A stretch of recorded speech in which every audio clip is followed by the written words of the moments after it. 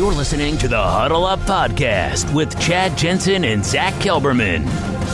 Join Broncos Country's deep divers at milehighhuddle.com and sound off. And now it's time to drop some knowledge.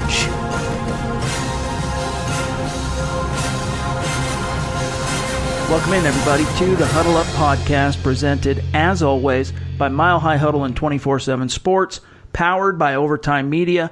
I'm your host, Chad Jensen. With me, as always, is my partner in crime. You know him, you love him, is your Denver Broncos reporter for 24/7 Sports. He is Zack Kelberman. Zack, the pickings are slim. We're recording this Monday evening. Obviously, we're right at the top of the dead time of the NFL calendar, that 6-week stretch where there's literally nothing happening. But we're still going to dig deep, and we're going to talk about some issues as it relates to the Broncos today for our listeners. Yeah, oh man, the pickings are definitely slim. It kind of reminds me of when you're at a high school or at a college for a semester and you're wondering what you're doing with that routine. It's like I woke up today wanting to cover a minicamp practice or a voluntary practice just so I can have something to talk about, just so we can have media availability. It's good for the players to have this time off, and it's good for us to kind of take a break in the summer before training camp. But when it comes to news, Chad, there's just we have to run on fumes right now. Yep. But we'll still we're going to dig deep. We got some things we want to talk to you about today, including some of Chris Harris's most recent comments about his future with the team, the unique skill set of Andy Janovich, where team president and CEO Joe Ellis sees this team going, and a few other things. We'll get to that. But first, a reminder, make sure you're following the show on Twitter at HuddleUpPod. That's the best way, you guys, to keep your finger on the pulse of what's happening with the show in real time. Don't forget, if you're listening on YouTube, before you X out of this video, this podcast episode, to leave a like and a comment, because we want to know what you think. We want your thoughts on these topics that we select to discuss on each and every episode, and that engagement really helps us on YouTube. And if you're on iTunes, a quick reminder, if you haven't, leave us that 5-star review and a creative review. We want to hear your thoughts as well. All right, Zack, first thing I want to touch on is I want to get your thoughts on how important you think it is for the Denver Broncos to continue to organize events that are basically inclusive of, perhaps is the best way to say it, the rookie class. So, for example, and Nikki Jabvala had the report on Monday, the Broncos had their retreat, and it's turned into almost an annual type of event, to Colorado Springs on Monday. They went with the director of player development, a fellow by the name of Ray Jackson, who's done this, for a couple years now, and they're taking him to the U.S. Olympic Training Center, according to Nikki, the Royal Gorge Bridge, among other things. A lot of that is just kind of fluff, but it's the rookies continuing to stay close to the team and close to each other. Do you think that really matters at this time of year, or do you think they should be able to be cut loose and go do their thing until camp?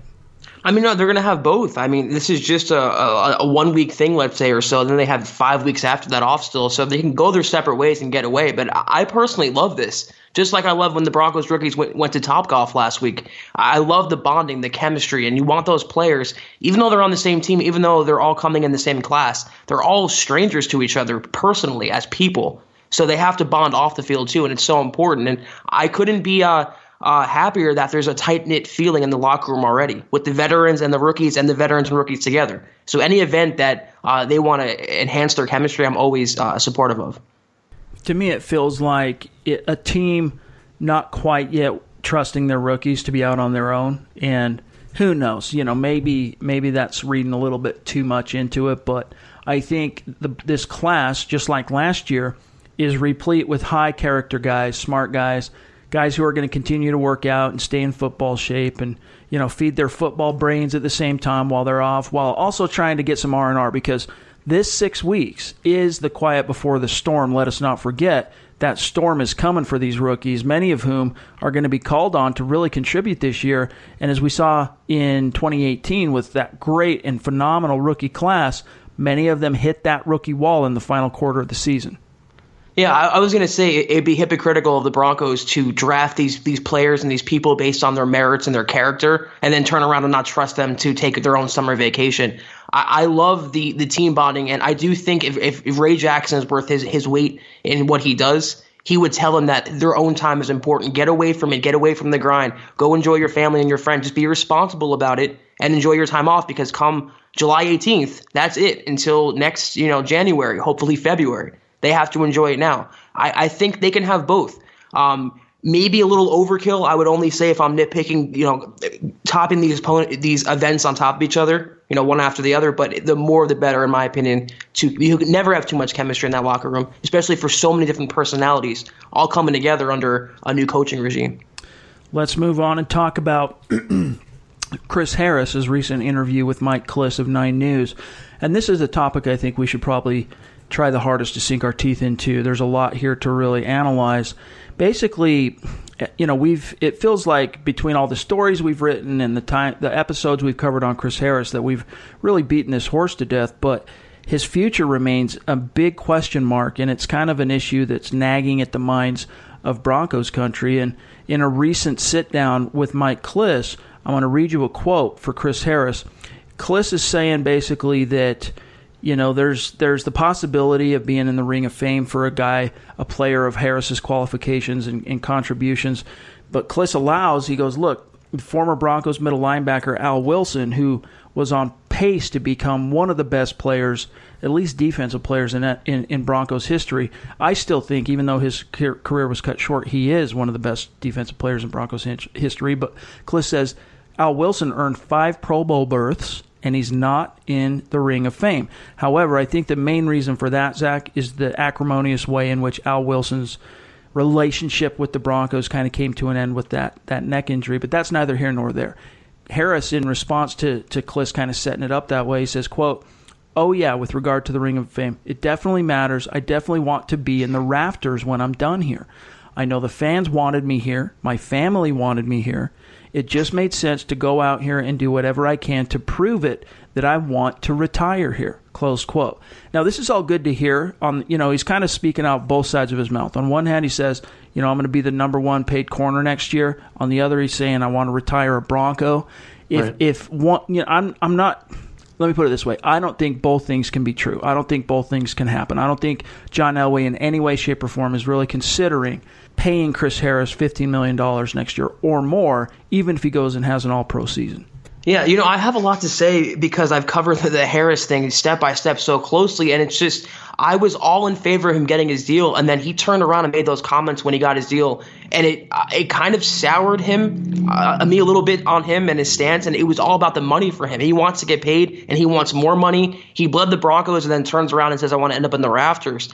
To me, anything he says now is very ego-driven. It's very self-serving on Harris's part. He's pretty much saying that I'm going to be good enough to get that money, and if they pay me, then I'll be good enough to end up in the rafters.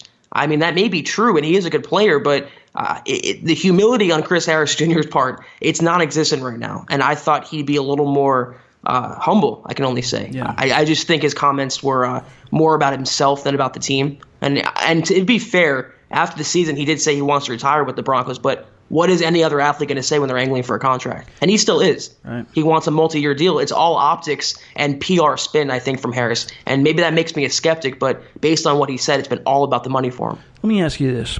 Do you think there's anything Chris Harris could do in 2019 from a performance perspective, from an impact perspective, to convince John Elway and Joe Ellis and Mike Sullivan, the cap czar, the cap wizard there at Dove Valley?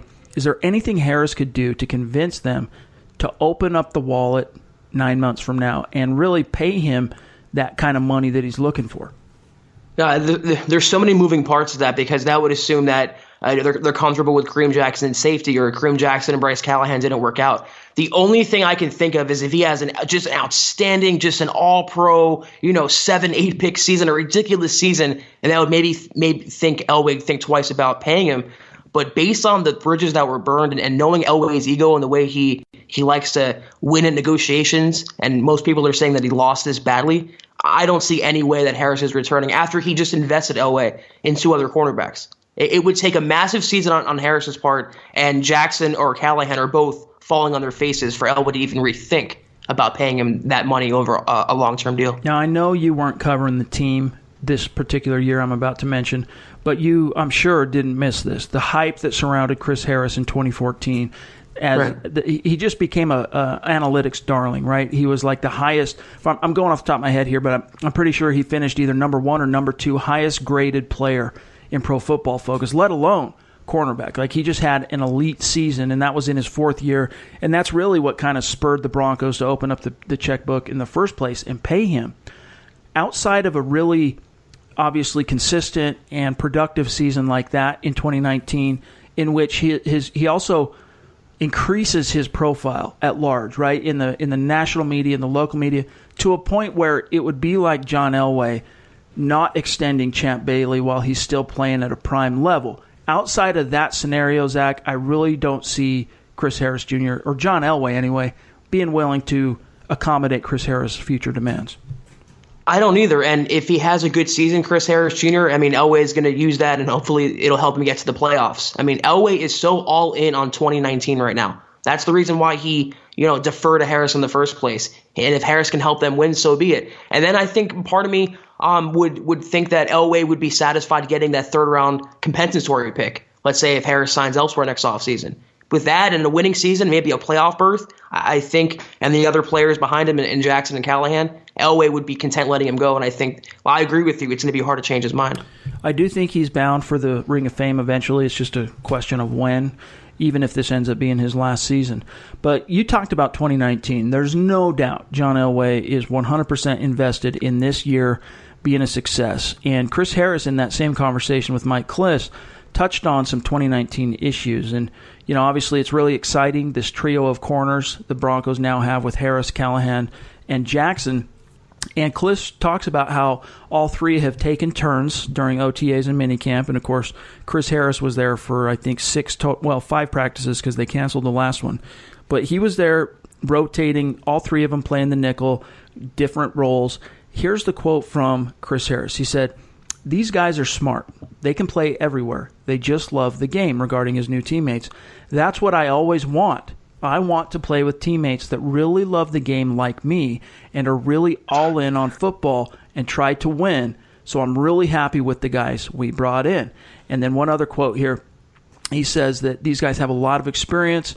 Like I said, he says, "We have answers for a lot of different things that the offense is going to do, and I've had great one-on-one talks." He also goes on to talk about, Zach, how Coach Fangio seems to have an answer for everything with regard to opposing offenses. And he says, quote, "He likes to rotate the hard down instead of being the hard down on me every play of the game." The hard down meaning it's the one down that you might have help, referring to a safety over the top. The next down, it might be all on you. And in previous years, it's been all on me a lot of the plays. He wants to rotate that and give us all a chance to make more plays. What are your thoughts on that? I mean, I heard I, me. I mean, maybe I'm just looking at Harris the wrong way now, but I can't see anything else other than a self-centered, cornerback for this team right now. I do like the insight that he shared in Fangio's defense, and it kind of aligns with everything else that we've heard about the secondary being so versatile and the different components of the defense. In that sense, I'm more encouraged and more, hopeful for Vic Fangio's defense in Denver, but he wants more players like him, and I think he's a little. I happen to think he's a little bummed still that they went out and signed a player in Callahan who's literally like a clone of his, maybe not on his level yet, but the same type of talent. I mean, that's the lens I'm looking Chris Harris Jr. through right now. Well, it's shifted a little bit away from Harris and just kind of overall that secondary, and just think about the implications here of what he's really saying with regard to that hard down. If you really boil it down, what he's saying is that on any given play, the Broncos are confident in all 3 of those corners to be on an island with their respective matchup. And that's not something that the team, let's face it, felt comfortable doing last year with Bradley Roby. And that's what he means, is that at least in last year, because Talib was around the year before, in 2018, the onus was really put on Harris for the hard down, to single up with a guy one-on-one, the best player on the opposing team, the best receiver, and just mirror and follow him around the field. This time, though, Zach, the Broncos have 3 corners. They're confident they can rotate that type of a responsibility, which, as he said, frees him up to make more plays. And what he means by that is when he's not running and following a single guy down the field, he can more kind of face the play and read and react off of what he's seeing the quarterback do and how the routes are unfolding underneath him and drive and make plays, which could turn into, like he talked about when he first kind of re-signed or whatever, could turn into more interceptions for him. Yeah, I do think the Broncos defense will produce more turnovers, and Harris should be a beneficiary of that. If he makes more plays, it'll help his free agent value, but I wonder how he'd feel if his kind of backfires and what he's saying is true, but Callahan or Kareem Jackson are making more interceptions, or Justin Simmons, Will Parks, and he ends up with a goose egg this season. How would that affect his value, and what would he think about that? There's so many moving parts to his thinking right now, and whether it's about himself personally or about the team or about the future, the short term, whatever. The defense is going to be more active, but he's going to really have to be on top of his game to match up with his counterparts now. He's not the big fish in the small pond anymore. With Bradley Roby last year and Tremaine Brock and Jamar Taylor, he was, but now with Kareem Jackson and Bryce Callahan. It's going to be fun to see. He's really going to have an opportunity that was similar to what he had that last couple years under Jack Del Rio, and really that prime year with Wade Phillips in 2015. Even though he had a couple of years with Phillips, that 2015 season, he and Talib were just phenomenal. So it's going to be fun to see how it unfolds. We still have a few more topics we want to dive into today, including what Joe Ellis had to say about the future of the Denver Broncos. But first, we got to take a quick break. We'll be right back. This is the Overtime Podcast Network. All right, Zach, I want to talk about this article you had written for our website a few days back, and it's regarding another interview, sit down with Mike Kliss, of course, the team mouthpiece, with CEO Joe Ellis. Here's what he said, quote, this is from Ellis, quote, I'm excited about what's ahead of us. Having said that, it's kind of hard having watched OTAs for 20-plus years now, so I don't make too many judgments other than I am impressed with the coaching staff. I'm impressed with Coach Fangio's ability to connect with these players and teach them. They're paying attention to him, and that's good to see. I think that bodes well for this season and beyond, but I'll temper my optimism with we've got to start playing some games. We'll see what the team looks like when we play some preseason games, and then, of course, when we open up on the road at Oakland. That's the real test, and we'll see where we go from there, close quote. So he's tempering the optimism with a little streak of Kelberman realism. Yeah, I do appreciate this answer from Joe Ellis. He was honest, and he wasn't too, optimistic, way over the top, homeristic even. It lends more credence to the fact that Elway just knocked the coaching hires out of the park, though, when Vic Fangio really refreshed everyone in Dove Valley from top to bottom.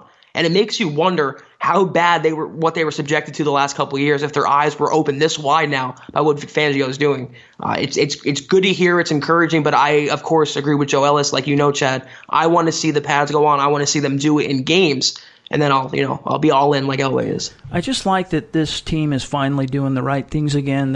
They're focusing on the fundamentals. They have some real leaders, not only in the locker room, but at the coaching level as well. Yep. And just, I think, this passion that Fangio has for teaching and the way he handpicked each one of his staff members to have a similar type of passion for being a coach, I just see that really being able to pay dividends, which is why, again, we can't get too far over our skis without having seen the product on the field against outside competition. But as a guy who's been following this team since the 80s, you can kind of, read the signs, the tea leaves. You got your finger on the pulse. It feels different this time around. Yeah. And I don't ever recall myself thinking or feeling that way under Vance Joseph. Under Vance Joseph, even though he got out to a 3-1 start as a head coach in 2017, it never quite felt like, he had all his ducks in a row, so to speak. And the players, they said a lot of complimentary things about their new head coach, of course, just like any locker room is going to say. But there's something about this time around, the quality and the quantity of what's being said about Fangio and his staff from these players, that really has me a lot more encouraged that despite having the second toughest strength of schedule this year and being in a really tough division, I think with the changes on the coaching level, Zach, and the improvements they've made on different levels of personnel, this is a team I feel confident being able to say I think really has a chance to surprise people in 2019. Yeah, it's a great point, Chad, and it's a very well stated point. And I do agree with you. It does feel differently based on what I've seen from the two previous coaching staffs in my short time on this beat. It seems like you can feel tangible momentum, tangible growth. You feel like the guy's going to be in charge in Fangio for a long time. I get this John Madden vibe even. There's just the Bill Cowher vibe. One coach and one team for a decade and a half. And that's what I think Fangio can bring to the table if the stars align. Either way, though, they're going to be more improved this year, more disciplined, a better football team, a more exciting team to watch. And baseline, the schedule notwithstanding on talent and coaching alone, 8-8. So it should be a way more exciting season. And going forward, they got the right guy in place. And that's so important to have based on and compared to what we've seen in recent years. Let's shift gears a little bit and talk about actually the one piece of news that came out on Monday, real news anyway, which is the fact that the Broncos signed Draymond Jones, their third-round pick, to his rookie contract. So that leaves only the team's duo of second-rounders that have yet to sign. So it's only Dalton Risner and Drew Lock. So I wonder, Zach, what it is that's holding up the process of getting those two guys locked down. And it's kind of curious that they're both the second-round picks. Yeah, I don't know that there's anything to it. This is the time in this time off period where they're going to get their picks locked down. And they are starting the summer early because they're starting training camp early. Hopefully there's not more to it, that they're not going behind closed doors and negotiating for more money. When they do sign Drew Lock, though, as I wrote about, they're going to have a potential franchise quarterback, and we talked about, Chad, under contract for relative peanuts, and that's obviously good for the Broncos salary cap. But I don't think anything's holding them up. Hopefully not. They should be signed, I would say, by the end of the month, if not sooner. A couple other things I want to land on here today before we get out of here was an interesting tweet by Pro Football Focus, their Broncos account, at PFF_Broncos. On Monday, they tweeted that among the 11 fullbacks with at least 100 snaps in routes since 2016, Andy Janovich ranks first in receiving grade, which his grade is 72.7, and second in passer rating when targeted. So passers when targeting Janovich have a 120.6 rating. Now, I think that's interesting because he's going to be playing. I mean, let's face it, he's been drastically underutilized under this previous coaching staff. We got a glimpse under Kubiak when he was a rookie in 2016 in terms of what he can contribute as an actual playmaker, more than just a lead blocker and a specials guy. His first carry as a pro, he took to the house. He said it. Most people can remember that. But what's interesting is this system that he's going to be playing in under Rich Scangarello, of course, had the great Kyle Juszczyk from the San Francisco 49ers. He was used as a real weapon over the last couple of years. I mean, most of his career in Baltimore and also in San Francisco these last 2 years, he was really used as a weapon. So Rich Scangarello has seen the vision of what a real dynamic fullback can do for an offense, and I'm really curious with Andy Janovich's skill set. I've always been down in terms of if you're not going to utilize his skill set, is it really worth having a fullback taking up one of the valued 53? If you're going to use Andy, though, I want him on the team. I want him on the roster because I think he can make an impact. You said it, Chad. You landed on every point there, and not many Broncos fans, or some don't remember that his first carry against the Panthers in 2016 was a long touchdown. He's not just a traditional fullback. He's already one of the NFL's best run-blocking fullbacks, but like you said, he offers pass-catching potential, rushing potential. He really can do it all. He reminds me of like the new age Mike Allstott from the old Bucs days. It's just a big bruiser who can do more than that, and they have to use him. Mike McCoy, even though he valued the fullback, he kept him on the roster, and McCoy, looking back on it, might have done Janovich the biggest favor, just because that position is going the way of the dodo bird in the NFL. Yeah. Not a lot of teams use the fullbacks. And Musgrave didn't use him, like you said. And then finally, you have a coordinator who's more creative and who's evolved in the NFL and seen what it takes. And like you mentioned, Juszczyk, I think he can bring more to the table. Now, whether that's enough to outtouch Royce Freeman, Phillip Lindsay, Devontae Booker, that's going to be tough. But on 3rd and 1s, those trick plays, 4th and 1s, red zone plays, you have another weapon there. And I am too excited to see what Janovich can do. I mean, we talked about this on yesterday's show, but Joe Flacco, I'm telling you, he's going to have a very dynamic supporting cast. I mean, if everything falls into line in terms of health the way you hope, and you get Emmanuel Sanders back ready to roll week 1, across from him you got Cortland Sutton, then you got Deshaun Hamilton in the slot. Tight end, if your worst of your top 3 tight ends is Jeff Heuerman, because Noah Fant is just so dynamic, and Troy Fumagalli is just impressing everybody. And then your running backs, we obviously know how dynamic Phillip Lindsay is and how great Royce Freeman can be when he's healthy. Then you throw into that mix a dynamic fullback like Andy Janovich. It's almost so many moving parts. How do you focus it? How do you feed the right people? It's going to take the right kind of play caller, the right kind of vision from an offensive coordinator to get that done. And you just hope, Zach, that he's up to the task, Scangarello, and also that as a true game manager, and I say that in the best sense of the word, Joe Flacco can be that trigger man to distribute the ball where it needs to go. Yeah, I would even venture so far to say that the Broncos have one of the most dynamic offensive supporting casts in the entire NFL, on paper anyway. Just a bunch of different players that can do many different things and not just limited to one slot. But it all is contingent on the quarterback, the coaching, and then you have a new quarterback, coming off, let's say, a down year. You have a first-time NFL coordinator, and with great power becomes great responsibility. You have all these exciting options, but you have many mouths to feed, different personalities, different things happening. It's a lot to manage for Scangarello, a relative young guy in this business. I happen to think, and I know you do too, that he's up to the task and he will get this done, but it's not going to come without hiccups, and he will find his way. But Janovich, I think, is among the lower options on the totem pole, the priorities. But he is there, and he is another option, and it's obviously exciting. One thing I think that'll help Scangarello is the fact that his head coach, Vic Fangio, knows what is the toughest type of schemes in situational football to defend. And I think if he leans on his head coach, and I'm sure Vic Fangio is not going to be the type of head coach to, be passive in terms of, this isn't working, or you should have done this next time in this situation, here's what you should do. If that kind of dialectic is taking place and these guys are communicating, I think that's the one thing that can help mitigate the rookie learning curve as a play caller for Rich Scangarello.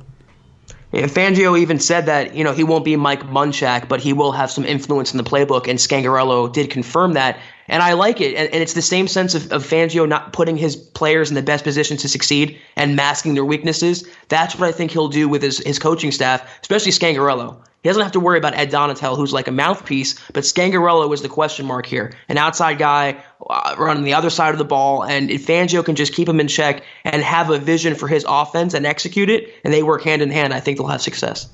Well, hey, that's going to do it for today's episode of the Huddle Up Podcast. A slow Monday, but as always, Zach and I, once we just get talking about your Denver Broncos, the time just flies by. So thanks for sticking with us. Make sure you are following the show on Twitter at Huddle Up Pod. You can find my partner, Zack Kelberman, on Twitter at Kelberman247, myself at Chad N. Jensen.